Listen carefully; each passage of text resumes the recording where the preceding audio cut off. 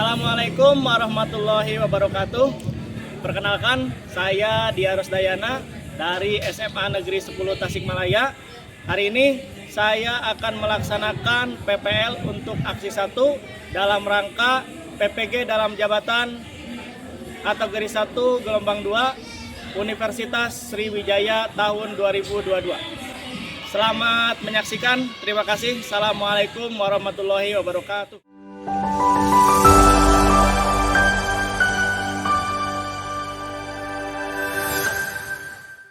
Assalamualaikum warahmatullahi wabarakatuh. Waalaikumsalam warahmatullahi wabarakatuh. Selamat pagi semuanya. Pagi. Baik, sebelum kita melaksanakan pembelajaran, marilah kita berdoa. Silakan, Pak. Baik, sebelum kita memulai pembelajaran hari ini, alangkah baiknya kita berdoa terlebih dahulu. Berdoa selesai. Bagaimana kabarnya hari ini? Alhamdulillah. Baik, siapa yang tidak hadir? Ramdhani. Ramdhani. Ya, ada lagi yang lain? Ahmad. Kenapa Ahmad? Sakit juga. Sakit juga. Kita doakan teman kita yang sakit, mudah-mudahan segera diberikan kesembuhan. Amin. Silahkan dicek di sekitarnya, barangkali ada sampah, dibersihkan dulu. Kita sekarang akan masuk ke dalam sesi materi yang baru ya, tapi sebelum itu mari kita menyanyi terlebih dahulu. Silahkan semuanya berdiri. Sikap sempurna ya, lagu nasional.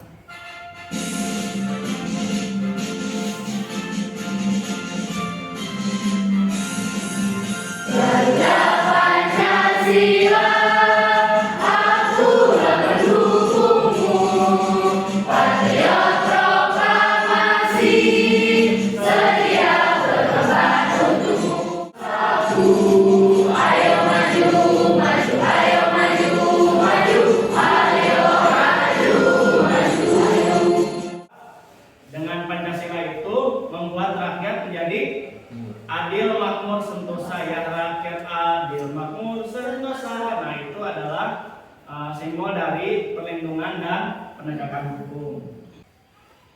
Nah, ini materi yang akan kita pelajari pada hari ini, perlindungan dan penegakan hukum di Indonesia. Nah, sebelumnya kita sudah belajar tentang konsep-konsepnya ya. Nah, hari ini kita akan belajar tentang penerapannya dalam kehidupan sehari-hari. Ada 3 yang akan menjadi tujuan pembelajaran pada hari ini. Yang pertama, nanti kita akan mengetahui aneka sanksi ya, sanksi apa saja yang diidentifikasi, macam-macam sanksi atas pelanggaran. Ketiga, evaluasi pelanggaran ya, nanti kita akan menganalisis kasus-kasus pelanggaran hukum dan kita akan menentukan apa bentuk hukum-hukumnya ya. Tuh, ada 3 tujuan pembelajarannya. Kemudian, mengapa materi ini sangat penting? Nah, kenapa kita penting untuk mempelajari ini? Karena pemahaman perlindungan dan penegakan hukum bisa mewujudkan keadilan dan kedamaian serta menjamin semua orang menjalankan hak dan kewajibannya dengan benar. Apa saja yang akan kita lakukan pada hari ini? Nah, yang pertama nanti Bapak akan sampaikan dulu materinya ya, materi-materi pengantarnya seputar perlindungan dan penegakan hukum. Yang kedua, nanti kita akan ada sesi diskusi. Sebelum kita lanjut ke materi, nah kira-kira siapa nih yang bisa menyebutkan apa contoh kasus pelanggaran hukum dalam kehidupan sehari-hari? Ya, silakan. Saya Pak. Ya, silakan. Resti. Contoh pelanggaran hukum di lingkungan di keluarga yang pertama itu ada KDRT, Ya. ada penganiayaan anak ataupun orang tua, ada eksploitasi anak dan lain sebagainya. Oke, baik, tepuk tangan dulu buat Resti.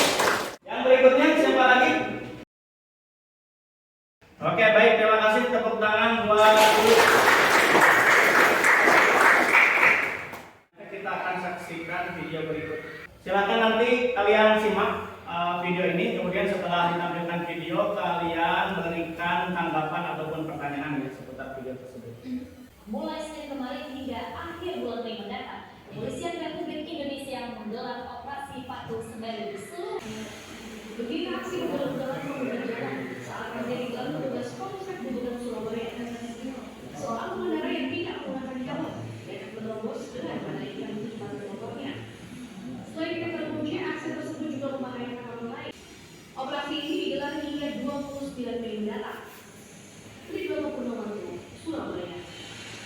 Baik, itu dari videonya ya. Kita menyaksikan ada kasus pelanggaran hukum yang terjadi di jalan raya ya. Silahkan di antara kalian ada yang mau ngasih pertanyaan atau tanggapan seputar video tadi? Saya Pak. Ya, silakan Pak Fajri. Pertanyaan dari saya, mengapa sebagian pengendara tidak mau memakai helm? Itu saja. Ya, oke baik, terima kasih Fajri. Kenapa ada pengendara yang tidak mau pakai helm ya? Nah, nanti akan kita diskusikan ini. Baik, terima kasih. Yang berikutnya, siapa lagi? Ya, silakan Nazira. Mengapa kita harus mematuhi lalu lintas? Oke, baik, terima kasih Nazira. Kenapa kita harus mematuhi peraturan lalu lintas ya? Nanti kita akan diskusikan ya. Pertanyaan yang bagus berikutnya silakan. Baik, terima kasih atas tanggapan dan pertanyaan. Kita beri tepuk tangan dulu buat pertanyaan-pertanyaan itu nanti kita akan sambil bahas ya seiring dengan jalannya materi. Materi yang pertama yaitu tentang sanksi dalam pelanggaran hukum. Nah, sanksi hukum itu ada dua sifat ya, ada dua karakteristik dari sanksi. Yang pertama tegas. Aturan yang telah dibuat secara material telah diatur dalam peraturan perundang-undangan. Jadi, kemudian yang kedua adalah nyata. Aturan yang secara material telah ditetapkan kadar hukuman berdasarkan pelanggaran yang dibuatnya. Jadi maksud nyata di sini adalah sanksi hukum itu harus terasa, begitu ya, terasa secara fisik ataupun mungkin secara materi. Kalau misalkan dia di penjara ya fisiknya bawa di penjara. Kalau misalkan didenda berarti dia harus mengeluarkan uang ya. Tidak bisa hukum ini cuma dibayangkan ya, cuma dibayangkan. Maka sanksi hukum ini harus nyata, bisa dirasakan oleh pelanggarnya.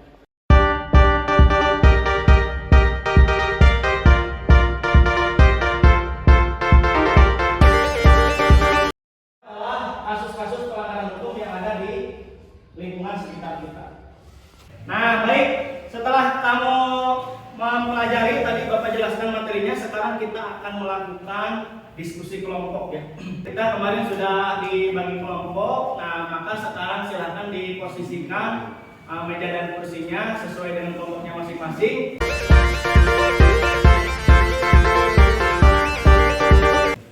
Nanti Bapak akan bagikan LKPD. Di dalam LKPD itu nanti akan ada link untuk membuka video. Video itu berisi tentang kasus pelanggaran hukum yang terjadi di lingkungan kita. Dan silakan kamu nanti cari dari berbagai sumber untuk mencari jawabannya. Bisa dari buku, bisa dari modul ataupun dari internet. Setelah diskusi selesai nanti kita akan presentasikan secara bertahap.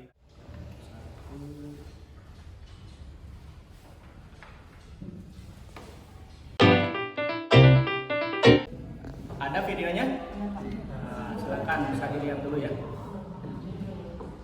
Dengan kuasa hukumnya, Lesti melaporkan sang suami Rizky Mani Lesti untuk mengambil visum untuk melengkapi. Ini yang kelompok 1, videonya tentang apa tadi? KDRT. Tentang KDRT ya. Siapa yang terlibat di video itu? Lesti sama Rizky Bilar ya. Bagaimana kejadiannya? Kasus KDRT-nya siapa yang melakukan KDRT? Ya, silakan dimasukkan ya sesuai dengan pertanyaan dia. Tentang apa kasusnya? Tentang pembegalan. Tentang pembegalan ya. Bagaimana kejadiannya? Jadi dia tuh kayak yang jadi korban itu dibegal, ternyata yang pembegalnya itu seorang ayah dan anak. Bareng-bareng ya, ayah sama anak sama-sama membegal ya.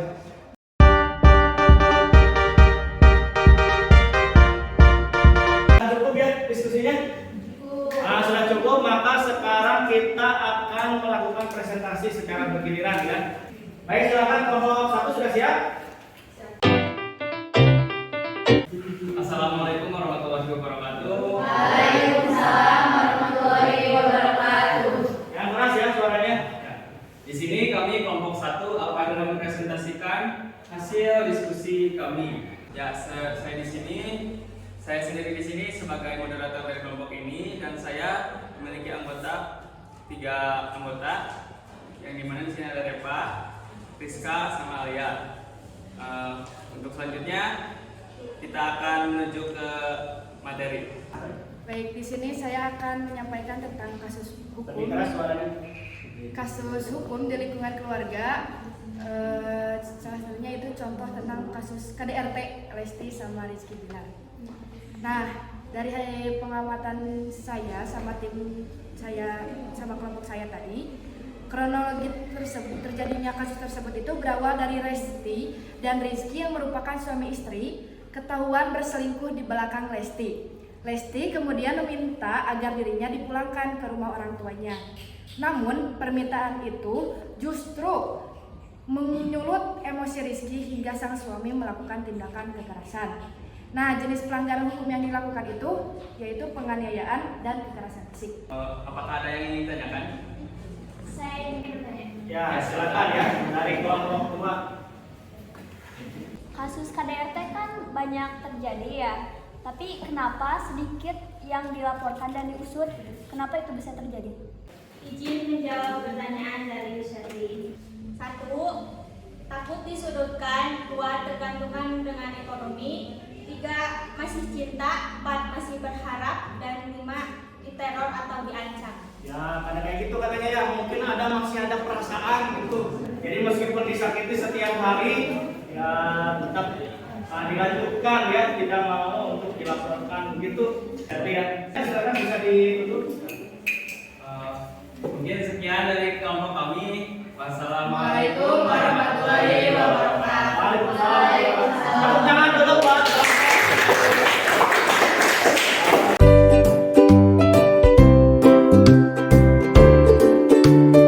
Baik, terima kasih atas seluruh kelompok yang sudah presentasi. Kita beri tepuk tangan dulu.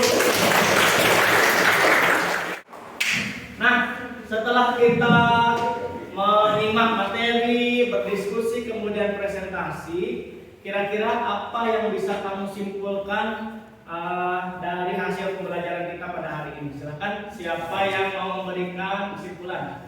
Saya, Pak. Ya, baik, silakan. Resti berdiri. Baik, yang sudah teman-teman dan Bapak ajarkan tentang perlindungan hukum. Menurut kelompok kami, perlindungan hukum adalah segala upaya untuk menjamin keteraturan dalam masyarakat. Bahkan perlindungan hukum juga memberikan pengayoman kepada hak asasi manusia yang dirugikan orang lain, dan perlindungan tersebut diberikan kepada masyarakat agar mereka dapat menikmati semua hak-hak yang diberikan oleh hukum negara. Oh, baik. Terima kasih ya, tepuk tangan dulu. Baik, siapa lagi? Yang lain? Satu lagi lah, silakan. Satu lagi, silakan. Ya, baik, silakan, Oni. Perlindungan dan penegakan hukum harus didukung oleh semua pihak. Nah, perlindungan dan penegakan hukum harus didukung oleh semua pihak ya, bukan cuma tugas berbadan hukum saja, tapi kita juga harus mendukungnya. Baik, terima kasih ya atas pencapaian kesimpulannya, bahwa yang pertama tadi kalau kita rangkumkan ya, perlindungan dan penegakan hukum itu intinya sangat penting ya, dan bisa kita lakukan untuk ikut berpartisipasi, bukan hanya tugas dari lembaga hukum. Nah, yang berikutnya silakan Bapak akan share untuk soal evaluasi pada hari ini.